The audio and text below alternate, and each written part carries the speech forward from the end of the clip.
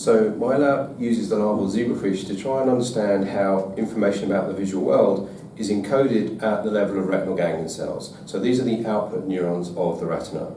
And we're also interested in understanding how information from the retina is distributed to the various visual targets in the brain. And in larval zebrafish, the main visual target is the optic tectum. And the tectum receives input not just from the retina, but also from other sensory modalities, and it uses this information to drive movements of the eyes, the head, and the body towards or away from visual targets.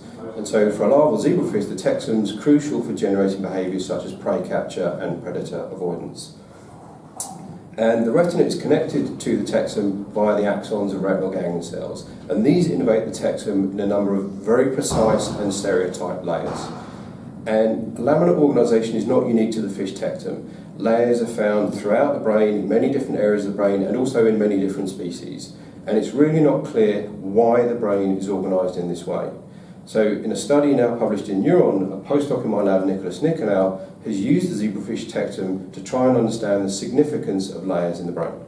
To investigate the role of lamination in the brain, I took advantage of the stray mutant zebrafish, which carry a mutation in the axon guidance receptor robot 2. In the stray mutant, the precise laminar architecture of retinal ganglion cell inputs to the tectum is disrupted. We exploited this phenotype to examine how spatial disorder in the retinal ganglion cell inputs impacts the functional development of the tectal output. We focus our study on the development of retinal tectal connections that encode information about the direction of motion, the so-called direction-selective circuits. To study retinal inputs to a stray mutant tectum, I have generated mutant zebrafish that express a genetically encoded reporter of neural activity GCAM3 specifically in retinal ganglion cells. This has allowed us to functionally categorize retinal ganglion cells targeting the tectum and map the spatial distribution of functional subtypes within the tectal layers of wild-type and a stray mutant zebrafish. We find that in both wild-type and mutant animals, there are 3 functional subtypes of direction-selective retinal ganglion cells innervating the tectum, which respond to motion in the upward, downward, and forward directions. By generating functional maps of these inputs, we show that in wild-type animals, axons of direction-selective ganglion cells innervate precise and stereotyped sublaminae within the superficial tectal neuropil, confirming previous findings from our lab. However, in stray mutants, the laminar organization of these responses is lost, and direction-selective responses are diffusely distributed in the tectal neuropil. These experiments show that the mutant tectum receives intact direction-selective signals from the retina, but these signals are being delivered to the wrong tectal location, that is, they are no longer laminar. How does this impact the functional development of postsynaptic tectal neurons? To address this, we generated a stray mutant with a pan-neuronal expression of GCAM and performed functional imaging of tectal neurons. The surprising finding was that in a 7-day-old tectum, direction-selective responses are normal. In both wild-type and mutant tecta, we find 3 subtypes of direction-selective tectal neurons whose preferred directions match those of the retinal ganglion cell inputs, and 1 emergent population tuned to posterior motion. However, this result does not mean that wiring specificity is maintained in the mutant. It could well be the case that in the mutant tectum, retinal ganglion cell axons are contacting tectal neurons that they would not normally contact, and these neurons simply inherit their responses from the misplaced axons. To test whether direction-selective retinal ganglion cells are still contacting their normal tectal neuron targets within the tectum, we targeted the expression of GCAM6 in single direction-selective tectal neurons using the FOXP enhancer array. This allowed us to examine both their tuning properties and morphology.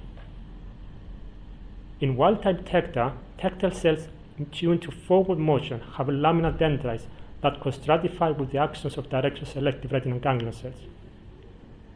When we label cells in the mutant tectum, we find that they retain their tuning to forward motion, but the laminated structure of the dendrites is lost.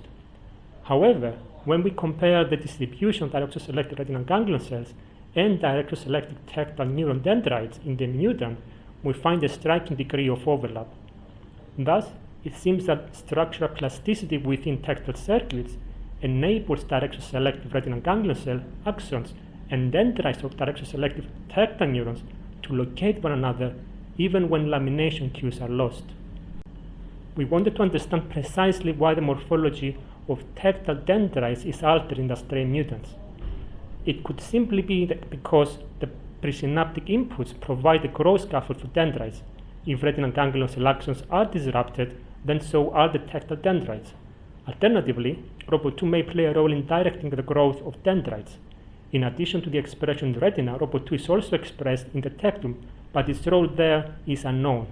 In our study, we found that ROBO2 does indeed guide lamination of tectal dendrites independently of retinal ganglion cell axons.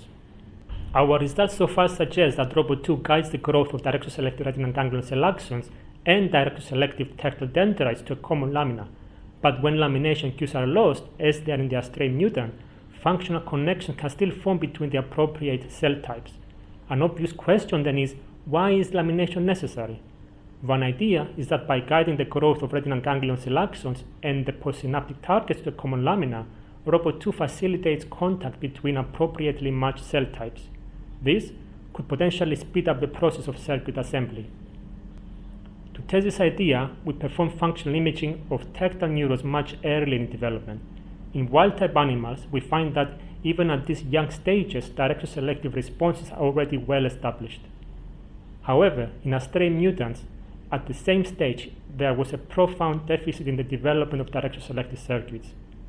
Thus, it appears that while a layered neural architecture is ultimately dispensable for the correct wiring of direction-selective circuits, lamination is essential for the rapid functional development of these neural networks. Our study provides novel insights into the development of retinal tectal connections. Our findings suggest that ROBO2 is an organizer of the tectal neuropil and acts to bring together retinal ganglion cell axons and dendrites of target neurons into alignment in precise and stereotyped layers within the tectal neuropil. And I actually think one of Nikolas's most important findings concerns the role of layers themselves. We find that rather than being necessary for establishing wiring specificity, he finds that layers are absolutely necessary for the fast functional wiring of neural circuits.